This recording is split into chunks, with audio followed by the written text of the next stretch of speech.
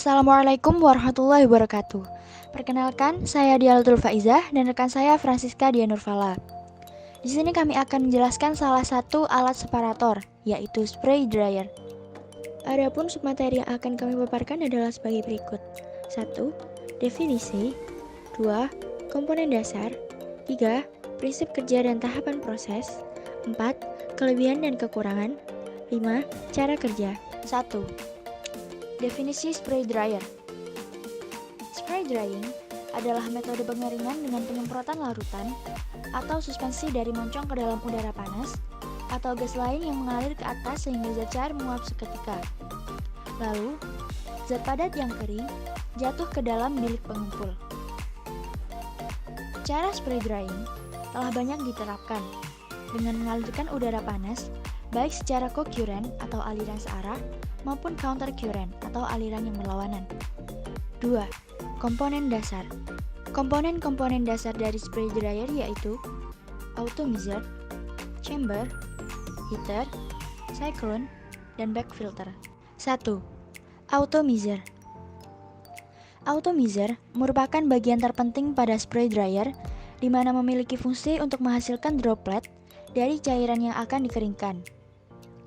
Droplet yang terbentuk akan didistribusikan atau disemprotkan secara merata pada alat pengering agar terjadi kontak dengan udara panas. 2. Chamber.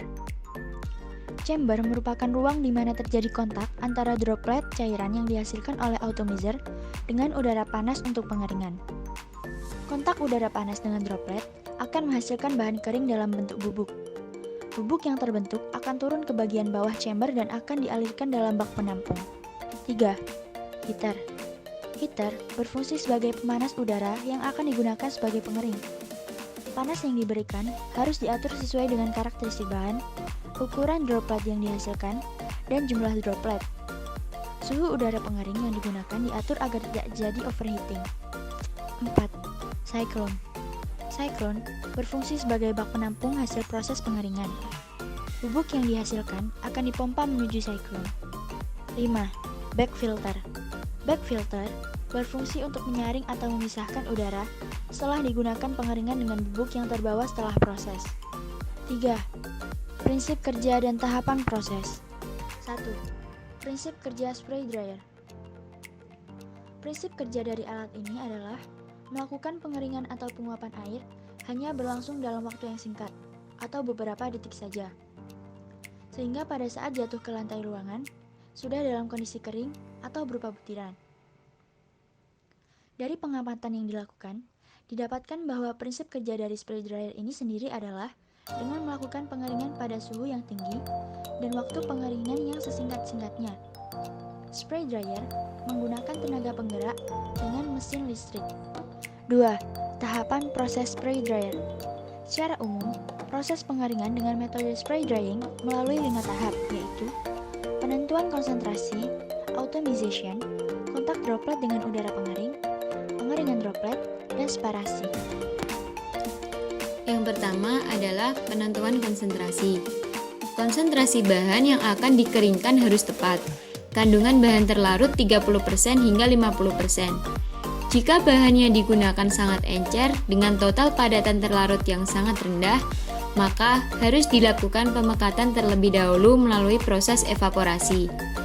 Jika kadar air bahan yang akan dikeringkan terlalu tinggi, maka proses spray drying kurang maksimal di mana bubuk yang dihasilkan masih mengandung kadar air yang tinggi. Selain itu juga menyebabkan kebutuhan energi yang tinggi dalam proses pengeringan. Yang kedua adalah atomization.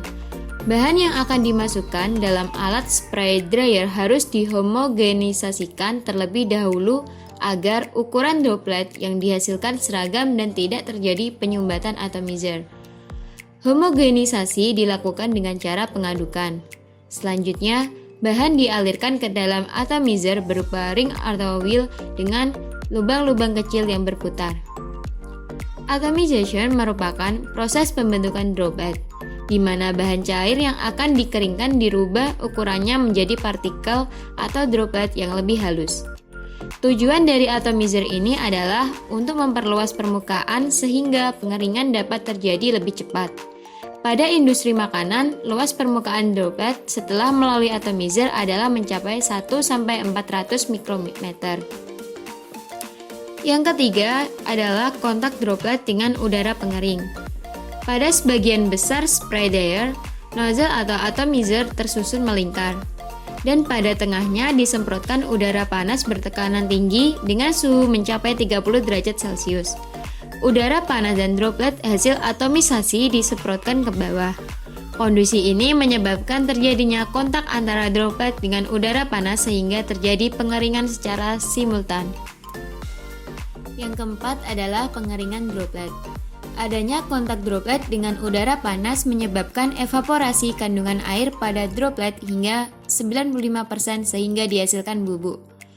Bubuk yang telah kering jatuh ke bawah drying chamber atau ruang pengering yang berukuran tinggi sekitar 25 meter dan diameter 5 meter dari atas chamber hingga mencapai dasar hanya memerlukan waktu selama beberapa detik. Yang kelima adalah separasi. Udara hasil pengeringan dipisahkan dengan pengambilan udara yang mengandung serpian serbuk dalam chamber. Selanjutnya, udara akan memasuki separator. Udara hasil pengeringan dan serpian serbuk dipisahkan dengan menggunakan gaya sentrifugal. Selanjutnya, udara dibuang dan serpian bahan dikembalikan dengan cara di-blow sehingga bergabung lagi dengan produk dalam line proses. Selanjutnya, akan membahas tentang kekurangan dan kelebihan. Kekurangannya yaitu 1. Memerlukan biaya yang cukup tinggi. 2. Hanya dapat digunakan pada produk cair dengan tingkat kekentalan tertentu. Yang ketiga, tidak dapat diaplikasikan pada produk yang memiliki sifat lengket karena akan menyebabkan penggumpalan dan penempelan pada permukaan alat. Kelebihannya yaitu yang pertama, kapasitas pengeringan besar dan proses pengeringan terjadi dalam waktu yang sangat cepat. Kapasitas pengeringan mencapai 100 ton per jam. Yang kedua, tidak terjadi kehilangan senyawa volatil dalam jumlah besar. Yang ketiga, cocok untuk produk yang tidak tahan pemanasan atau tinggi protein. Yang keempat, memproduksi partikel kering dengan ukuran, bentuk, dan kandungan air, serta sifat-sifat lain yang dapat dikontrol sesuai yang diinginkan. Yang kelima, mempunyai kapasitas produksi yang besar dan merupakan sistem kontinu yang dapat dikontrol secara manual maupun otomatis. Selanjutnya yaitu cara kerja dari spray dryer. Bisa dilihat di video di bawah ini.